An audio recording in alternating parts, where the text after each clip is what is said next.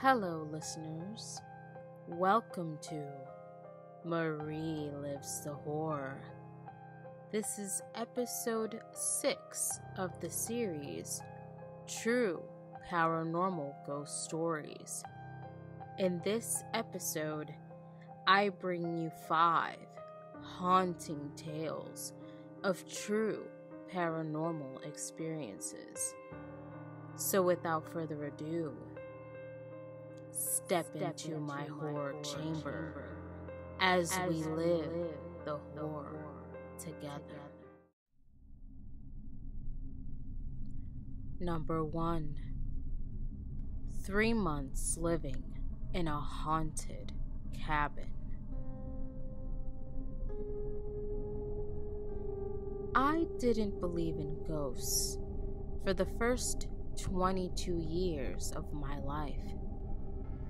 I always thought there was some reasonable explanation to hauntings, and honestly, I still do. Maybe it's not a ghost, maybe some kind of weird gravitational energy messing with things. I'm not sure. But anyway, here's my story. My roommate and I, let's call him D, moved out to Colorado with meager savings into a small cabin that was pretty out in the boonies. Our closest neighbors used their cabins as summer homes, so we didn't really have anyone nearby. That's what's cool about living in the mountains, though. There is a sense of total isolation you won't get anywhere else. You can turn off everything in your living space and hear nothing except the breeze. No highways, car alarms, nothing. It's very peaceful. But after the first week or two in this cabin, Dee and I both began noticing weird things happening. First was this eerie feeling we would get. I remember Dee once joking with me that he didn't like being in the cabin alone because it gives him creepy vibes.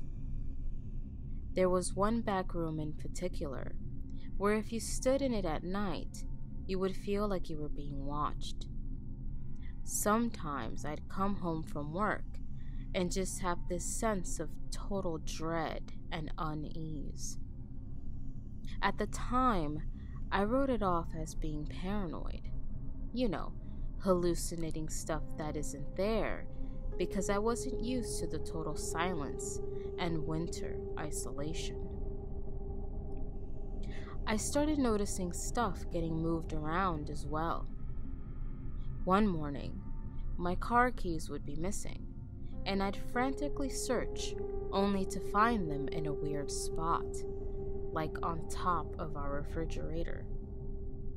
I thought Dee was messing with me, but he kept insisting that it wasn't him. Soon, he started having his stuff get moved too, and would get really pissed off at me, thinking I was trying to prank him back. One night, we were sitting around playing video games when something flew across our field of vision. We both looked at each other for a second before realizing we both saw it. For context, the cabin was a typical A-frame, so for the most part, it was one big room separated into a loft and a downstairs, with the kitchen and our beds at one end, and the living room, TV, and wood stove at the other end.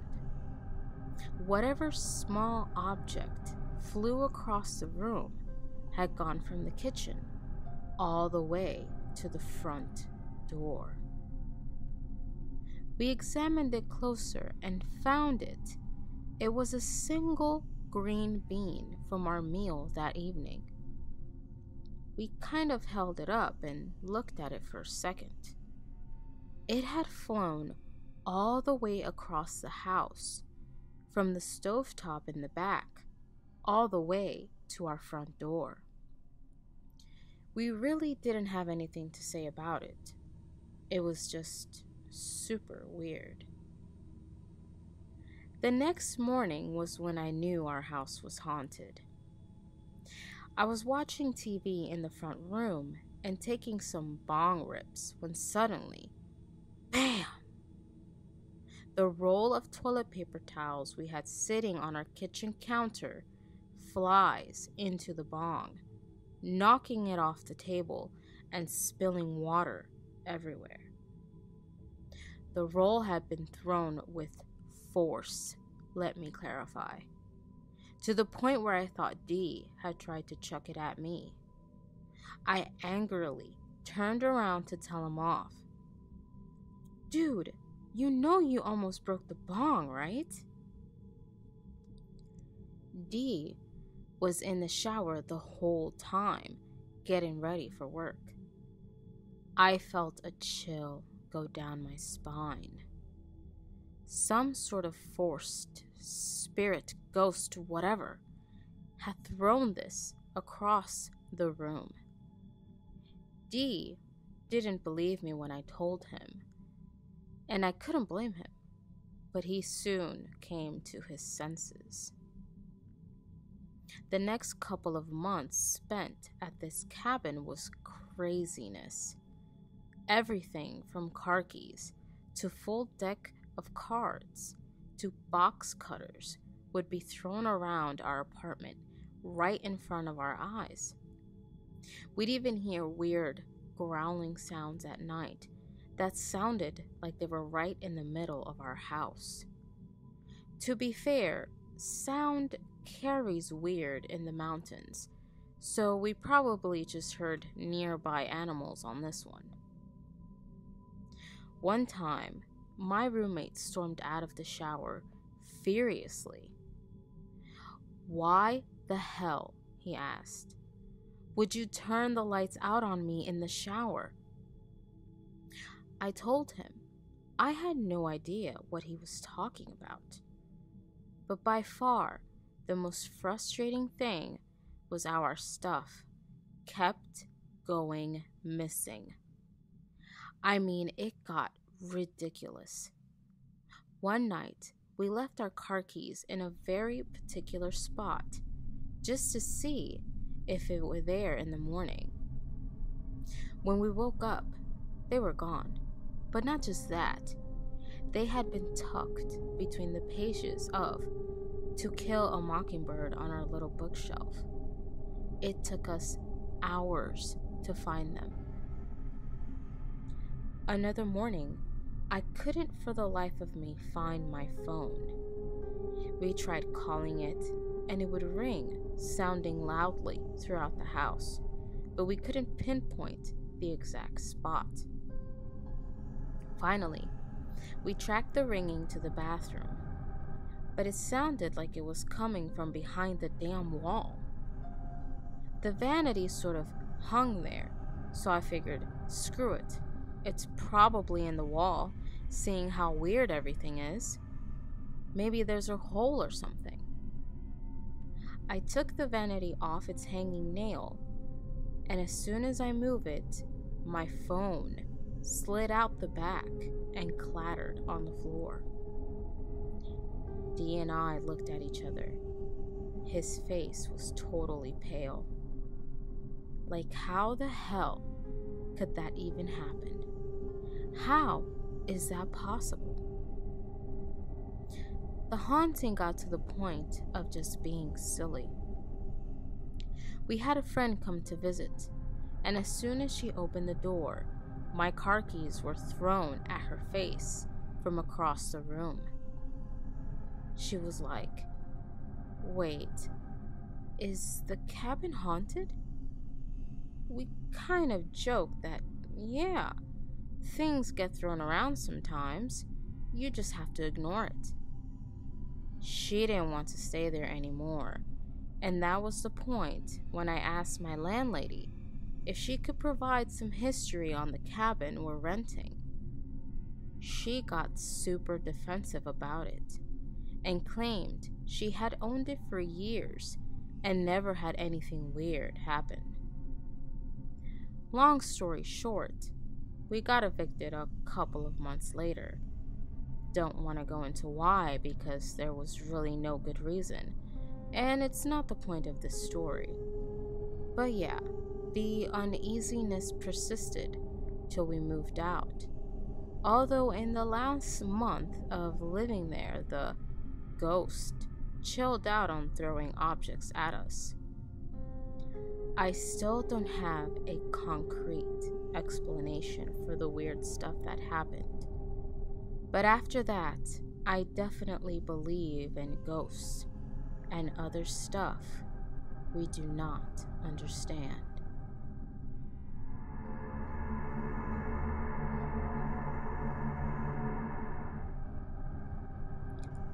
Number 2, sleep paralysis story.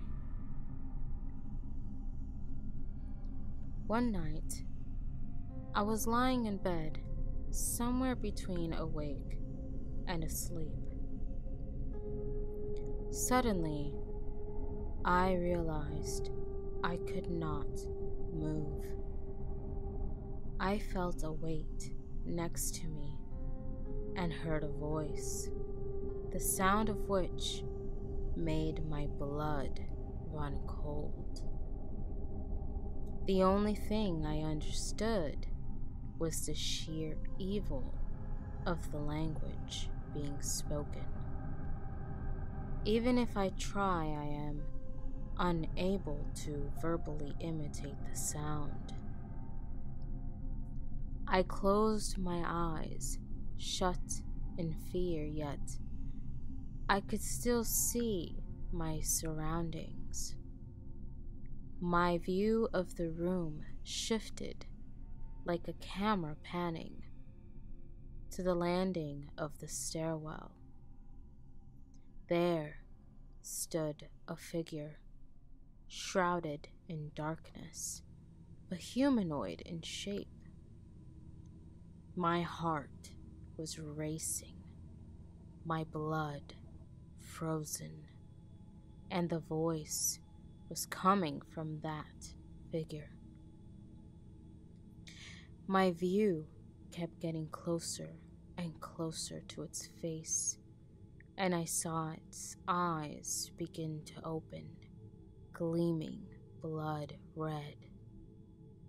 I violently shook, and only then was when the paralysis spell was broken.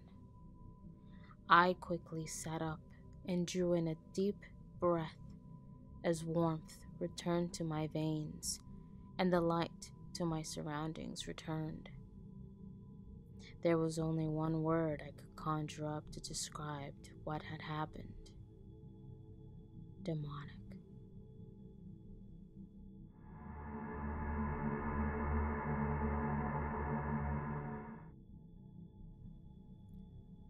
Number 3, living next to a graveyard. Before I begin this story, let me just preface, the cemetery is very close to my home. You can see it from the house, maybe a 3-minute walk up the hill. I have went and seen the little baby graves a few times. They're old and it's hard to read them, but they look lonely and I'm drawn to them. I can get pictures if any of you are interested.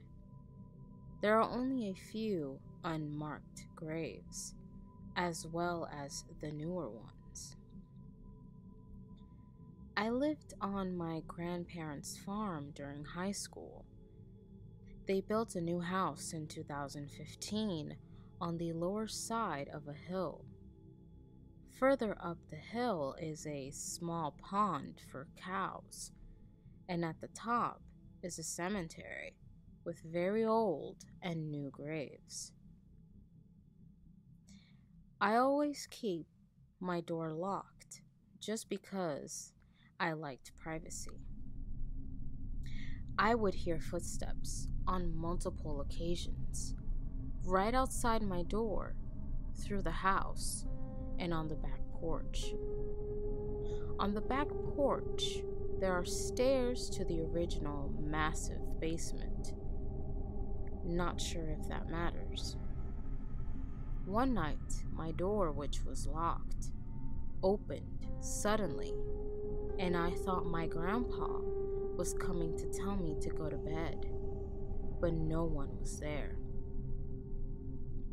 Once I went to my bathroom and heard footsteps and voices and got so scared I actually called the house phone for my grandpa to come get me because I was too scared to yell for them. I heard scratching in the walls and attic, but thought maybe it was a rodent or a raccoon. I also heard voices that seemed to be in the walls or maybe on the back porch. It sounded like a woman, but my grandpa went and checked, and there was nothing there. The summer before I moved out, which was just 2018, my locked door creaked open and a picture fell off the wall. And this time, I decided to say out loud, "Please stop. You're scaring me." And it never happened again. But I did move out shortly after. My aunt lived in the small previous house growing up, before they tore it down and built the new one. And she always said she would see things and it was haunted. I moved maybe 2 minutes away and have had some weird stuff happen in my new home as well, but nothing like those experiences.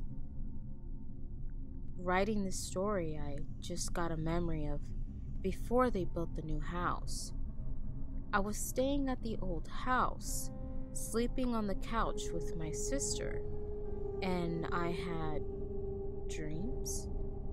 Maybe of a ghostly creature standing in the kitchen doorway, looking into the living room at us. And now I'm completely creeped out.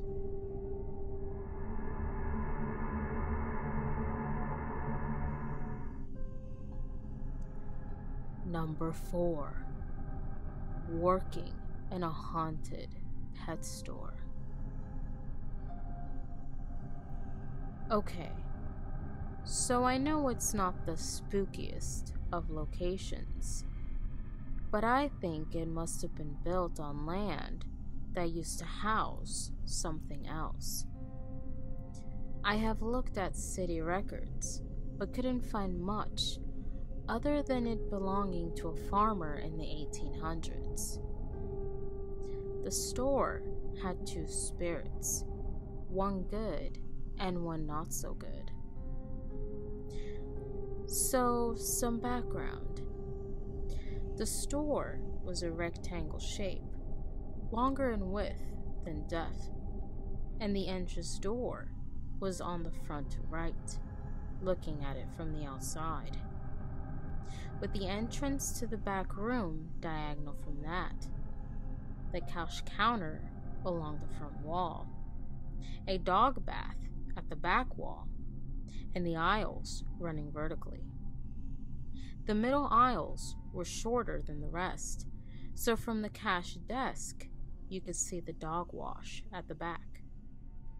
Another thing to note is that the doors were automatic and very sensitive, so someone just walking past would trigger them, so you often missed someone coming in.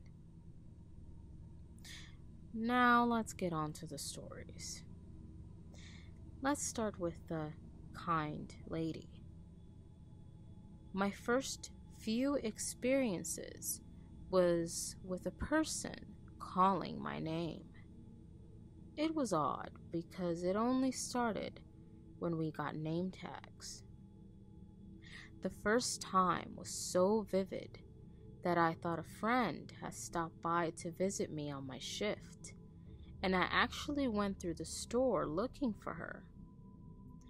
I heard my name called a few more times when I was alone, but no one was ever there. One night, I was closing, and I started to walk to the back with the cash box when I heard someone pounding on our already locked front doors.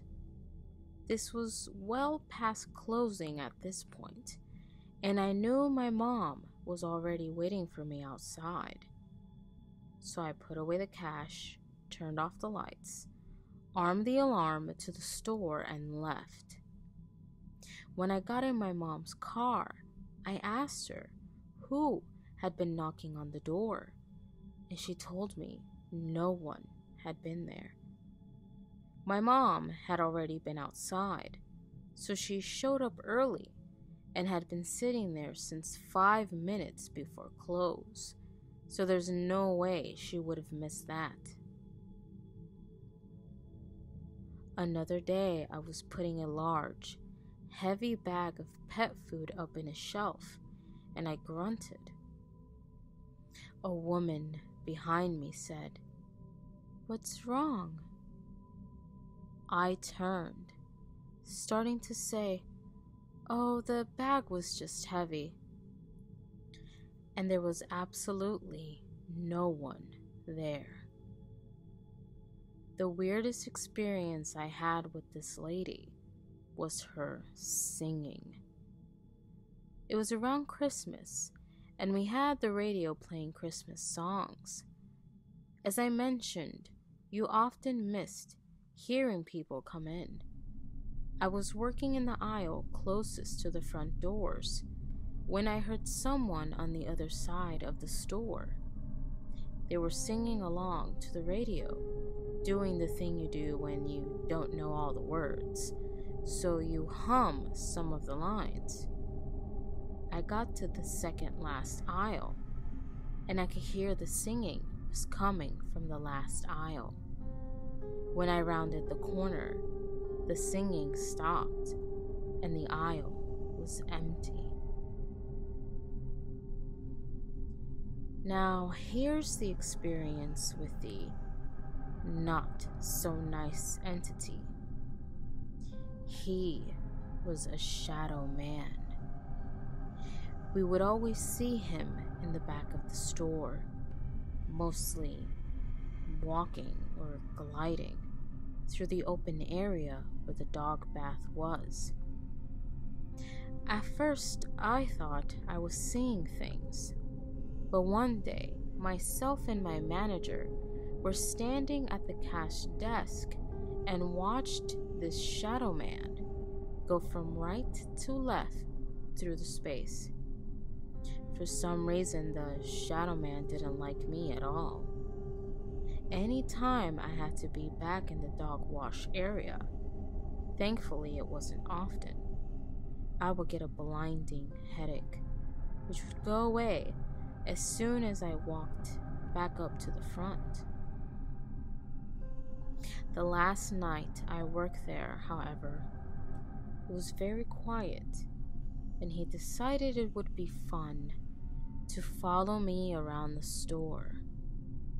No headaches, but every 10 to 20 minutes or so, I would see a figure standing beside me, just out of the corner of my eye, just a little too close for comfort. When I locked up that night, you can bet I ran out of that store. I am sensitive to this stuff and have had experiences in other places.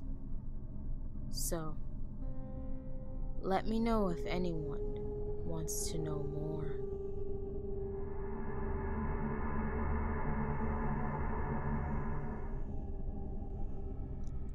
Number 5. Cause and effect. I built my house on a 2-acre plot, an old established neighborhood. The plot only became available because it was once a large garden field that was part of a farm long since gone. On the second day of construction, an older man named Donnie who lived in the neighborhood came to watch. I introduced myself. After a few minutes, Donnie stated he was glad that someone was finally doing something with the property. Without any build-up, he said directly, "You know, this is where they used to burn all the bodies." I turned my head directly at him, and he was still staring at the construction going on. I said, "They used to do what?" He proceeded to tell me about a Spanish flu epidemic that killed a lot of the town's residents so quickly that officials couldn't bury them fast enough. So they approached the man who owned the property. It sits out of town on a hill, and used it despite his objections. They stacked the bodies and burned them where my house was being erected. Long pause for me that he didn't feel the need to fill in any more information. I finally broke the silence. "Well, how do you know that it was here in this spot?" He said, "I watched them do it. I stood right over there with my mom and dad for a while. Then we walked back to the house." He pointed to the same house he still lived in. Our house was eventually completed and we moved in. The 4th weekend of the 2nd month in residence, my wife woke me up at 2:45 a.m. by leaning down over my face. She was whispering and lightly shaking my arm. She said, Hey, honey, wake up." I opened my eyes and started to rise up. She halted me, still whispering, and said, "Don't make a noise. Someone's in the house. They're downstairs. I've already called the police and they're on their way. Just stay quiet." After standing, I got my revolver and told her to stay behind me. "You don't have to go downstairs. You can hear them from the spindles at the end of the hallway," she whispered. I made my way to where she said I could hear something. We stood there for approximately 15 to 20 seconds before hearing muffled but loud thuds and the distinct sound of something heavy being dragged across the concrete floor. Then the sound of 2 people talking, again muffled, but what was being said couldn't be determined. I stayed where I was. The basement door was locked. If they made any move into the upstairs and turned the corner where I was, they would be greeted with a nasty surprise. Headlights briefly flooded the bay windows behind us, then disappeared. It was the police. I had forgotten that my wife had called them. I told her to go let them in, tell them I'm armed, but we'll have the gun on the floor where they can see it once they begin to approach the house. We brought them in and in low voices brought them up to speed. There were 2 officers on the call. We told them to be still and listened. They then heard what we'd been hearing, acknowledging by looking at each other, then nodding at us. One asked if there was a downstairs entrance. Yes, we responded. But there's sliding glass, so you'll be visible to whoever's down there. He said, "Are they locked?" I said, "Yeah, they're locked."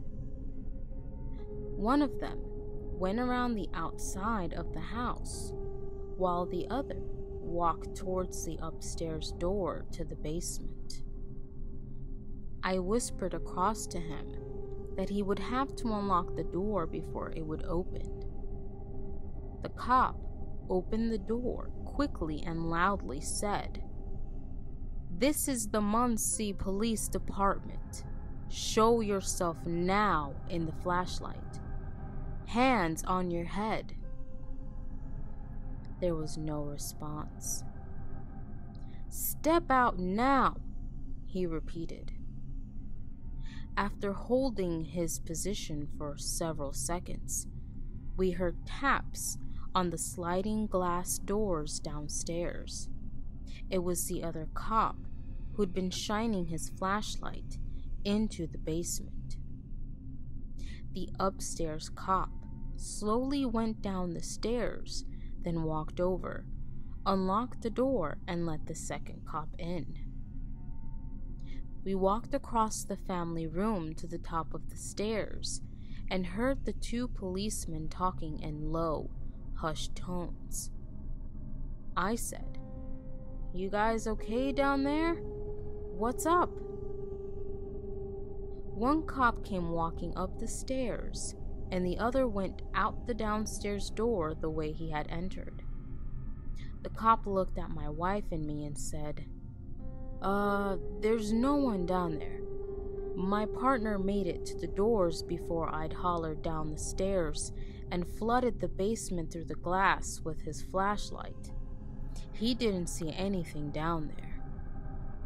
I said, "Was the lock broken downstairs? How did they get in?" He said, "No, the lock was fine. You haven't used that door much, have you? We can see that there's cobwebs around the sliding track." I told him we hadn't used it at all since we moved in. He began to leave and was beginning to use his radio on the way out. I stopped him and said, "So what now? What do we do about who was in the basement?" "No one was in the basement," he said. My wife and I both said, "But you guys heard them. You looked at us and shook your head yes. You even put your hand on your gun in your holster." "Yeah, well, no one's down there now," he said. "If you hear or see anything else, just give us a call." Then rather hurriedly, he left.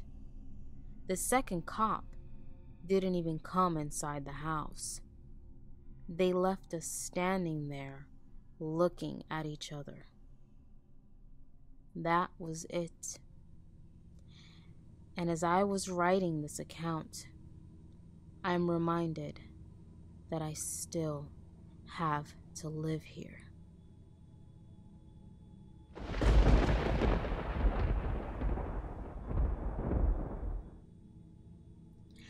Hello, listeners. Thanks for listening to this episode of True Paranormal Ghost Stories as you live the horror with me. If you would like to submit some of your own true paranormal experiences for me to narrate on this channel, check the description down below and send them over to my email. Don't forget to subscribe and click on the notification bell to keep up with future episodes. Thanks for listening. I am your host, Marie Lives the Horror.